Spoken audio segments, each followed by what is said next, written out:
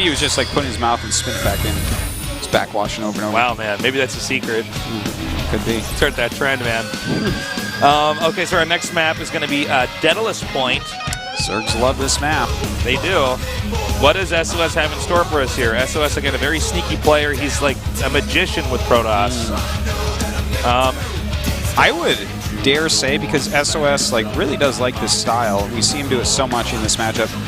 I would actually like to see Sue go into a 3-base macro Roach Hydra, to be honest. I think that would be... I think taking a third for SOS with his style that he normally uses, it's hard to hold against something like that. You mean like a 3-base with the Corruptors come in and hit the Colossi and just the timing wipes out the Protoss' third?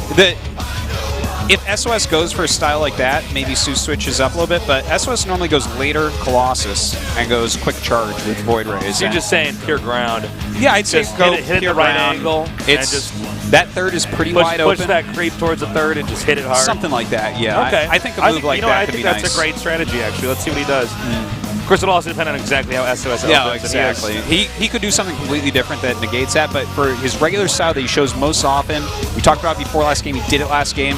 Against that, I would like to see different play from Sue here.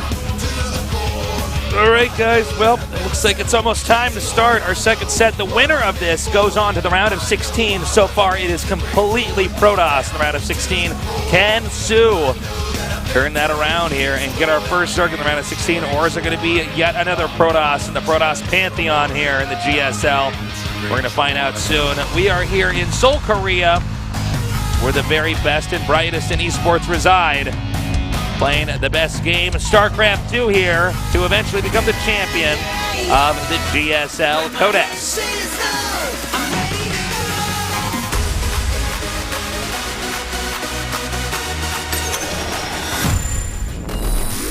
Sue versus SOS.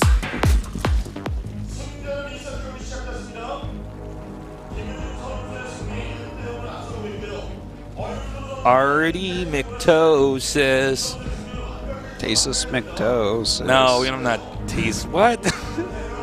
What? It's the Mictosis family. I have this like there's Artemictosis, there's like Apollo-Mictosis, and Tasus Mictosis. No, there's not. There's yes, only Artemictosis. Look, I that's my brainchild. I have this like this idea. I was thinking about this last night. Is like this show I make. Yeah. That it's like those oh god, like Everybody Loves Raymond or like there's it's like these different iterations of shows. I want to have like the Artemictosis show. And what is the theme? Like what is?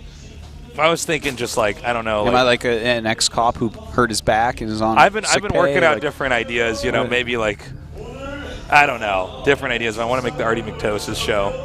You know, like when they have like on ABC or NBC, they're coming up next. It's like at 8 o'clock, and it's like you there, like Artemictosis with your arms folded and stuff. Yeah. And Korean commentators are going crazy, so I'm never going to, wait, what's going on? What do they see that we didn't see? Well, it's 2 hatch before pool against Nexus first, so all right. Well, I'm pretty sure it's 2 hatch before pool, but it doesn't 100% have to be. No, I guess it's not. Okay, never mind. It's pool. Now, if we were to put Apollo into a show, we'd have to have some kind of like, it would either be a show that involved could be a spin-off, like the Cleveland show, like from the Family Guy. It'd be called the Apollo-Mictosis show. I was thinking if we put Apollo in a show, it'd have to be a show that involved young kids and vampires. Huh. Apollo would make a great vampire. He'd make a great vampire. He would. He'd be a good vampire, I guess. Or maybe some kind of Dawson's Creek storyline. I don't want to see him in that. He's too smart for that. He is too smart for that. He'd be typecasted because of those looks. Yeah. That's true. He's got the look, right? Yeah. The body, too. He's got the body. Oh, God, yeah. He's got the body. Apollo always wanted to play that, like, sophisticated role, but he was just too young and handsome, and he's going to have to be in that. Yeah, and we could have Rotterdam go on as, like, one of the werewolves. Oh, Rotterdam is definitely a werewolf. Oh, he's definitely a werewolf. Actually, Mr. Bitter's probably a werewolf, too. No. And you know what? Total Biscuit's Mr. Bitter's probably a werewolf.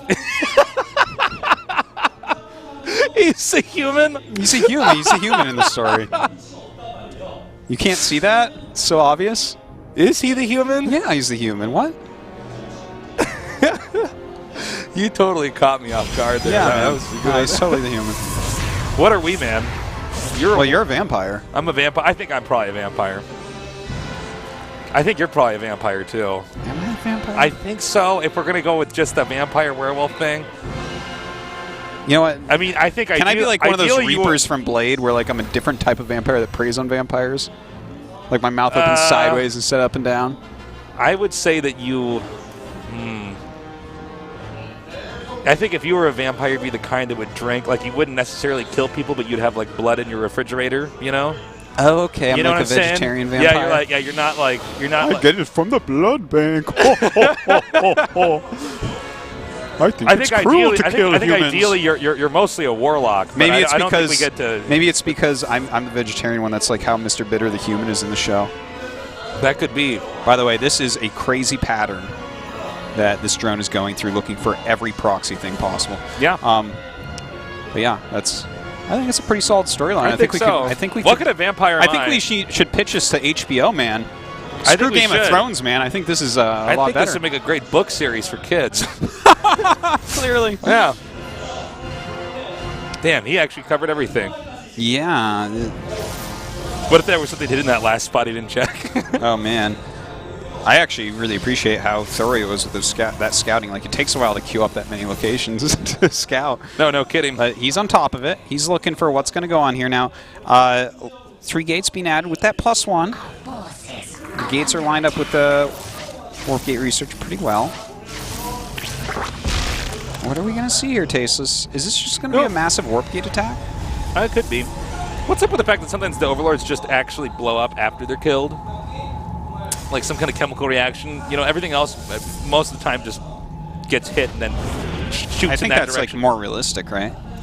That it actually would blow up? Yeah, it like takes a moment to die, doesn't it? Yeah, but I mean, it's not the You'd moment to die. You're a vampire. You died once. That was 800 years ago, Artosis. Okay. Right, so we got a third Nexus coming down here. Yeah, third base coming up with 4 gates and +1 attack. So, like, I mean, there was no way for him to really do anything because Sue scouted like a monster. But he's just adding a bunch of sentries right now. This is interesting because he doesn't have any real tech. And, yeah. Like, he hasn't added more gates yet, so he only has 4 gates and 6 sentries with +1. They need to go back to production. Okay. I need to watch the production tab here because this is a little bit different from SOS. Right, well, he might be able to still secure this base over here. Yep, nice warp in there. We'll drive out the rest of that. And then from there, he can wall off that cannon. Okay. Because he warped in Stalkers without already having a Twilight, so I was like, what? Okay, I think he's actually faking something right now. Like, but is he... This is really weird. Because the fact that you see all these sentries and Stalkers, you're like, okay, this is third base and +2 blink. From here... You might want to go into like something like Stormos. That's what we saw Panic against Sue Game 1 on Yonsu. But, I mean, he is getting the Twilight, but he's getting +1 armor. So this is a really weird 4 gateway into third base, 1-1 timing. Does it look like he's... Is it that he's faking a timing and he's just going to come up here and I throw think up it's some a force field, pressure. and then he's going to leave? Yeah, pressure. I think he knows basically. he can't kill him with it, but like it's... I don't know. This is weird and interesting, and that's a funny place for spine crawlers. Everything... This is kind of a neat game. It's like I'll kind of guard the ramp and kind of guard like the left side of my hatchery. It's more like his rally point for units. He might be able to shave off the hatch here. I don't think so. It's too much area to actually force field with only 6 sentries. I think that this is a pressure play. So he just turns around. I think eventually he just would be warps quite home. smart. I mean, this guy's not going to throw it up as much as he wants, and this is one of the luxuries that Protoss has with being able to just warp right back home with that mothership core. Is you can go out there and engage as much as you want. If the Zerg's not ready, you kill them, and if the Zerg is ready, you're like, well, I guess I get back for free. He's like, yeah, I'm pretty sure it is a pressure play, but if the pressure play lasts long enough, it will turn into an attack. He's adding 3 gates. He's getting the +2 and blink. He's already got 1-1. The thing is, there was 61 drones when this started, and that's pretty fine. I guess it's down a little bit now because he's building some more stuff. But that's actually like okay for 3 base. Like he can still really hit his macro going. But you know what? Keep all that pressure on. He didn't let him go up to like 70 or something. He has his third base saturated now. He's getting good upgrades. He's adding a lot of gates. I guess that was effective. It's just not something that you normally see. Like that's definitely a different style from SOS than what's normal right now. I mean, a lot of it might just be to throw Sue off. like really throw him off, because I'm sure he was a bit confused by that as well, you know. Yeah. That unusual timing and him getting in there. He's getting that Dark Shrine now, too. It looks like he wants to try to control the rest of the map here with DTs. You know what? I feel like SOS can't attack. Even though he's getting +2 in Blink, I think that he needs to actually sit back in a defensive formation, because this is literally, and he's scouting it too, it's mass Ling Hydra. Yep. And it looks like, I mean, that's something that should be able to kill off Blink Stalkers. Like, those are the 2 units that do the best against it for the layer tech. So I think, like, I feel like this attack might be a mistake. Well, we're going to see in a second here. If they engage on creep, this is too wide open, right? I think you're right. Well, he is backing up now, though. The 4th is being made over there in the center right. Okay. Another attack upgrade coming here. He's adding quite a few roaches, which is really going to help with the tanking. Mm-hmm. It's going to have that roach speed rather quickly here. Proxy pylon spotted down here in bottom center. Yeah. And Zerg's now maxed out. So I'm certain Protoss would not opt to engage here at this moment. But as I say that, he's going very far out there now. And now there is an engagement over here. Blinking away here. Nice time warps.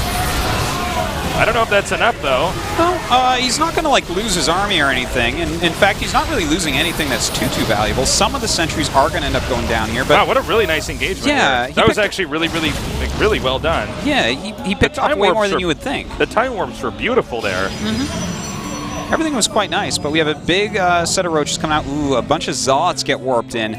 Now, that's a little bit scary, because he's way down in sentries now to 3, and he's just warped in 10 Zealots, but there's 34 roaches out now. Yeah, and here's the thing. I like Sue here. I really do.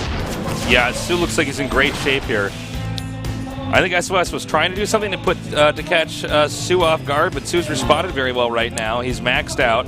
The Templar Archives is just now finishing here for SOS. Sue's upgrades are a bit behind, so that's definitely an issue. Has to be careful about that. That is a lot of Blink Stalkers still as well, but it's got 30 army supplies. This arc might be too good here. Look at this. I don't know if there's going to be enough force field to solve this problem. Okay, he blinks up actually to get out of the arc of Hydras. He's kind of more on the side here. A lot of Zealots being warped in. They're going to be chewed through very, very quickly. You know, he needs some splash damage here. He doesn't have anything yet. And it looks like Sue's going to win this game. That's it, GG. Yeah, and look, I think that's a great way to play that map for Sue, for going those ground units. There was no splash damage for SOS. To explain what SOS was doing there, what that really reminded me of was like, back when Immortal Sentry pushes were basically figured out, and you just like continually walk around the edge of their creep and continue to warp in more units. You're like, well, we'll just fight this will be a 10-minute battle, that's fine. But you consistently pressured, and in fact, it also reminds me, it's like the 3-base non-robo version of the way Stardust was beating all the Zergs last year, where there's like this constant pressure, and you're like, you can't make drones, you can't make drones, you can't make drones, or I'm going to punish you. But he did it like without the Robotech. It just kind of an interesting way to approach the game by SOS. But as I was saying, he couldn't actually attack into that. He needed to be like extremely defensive, just based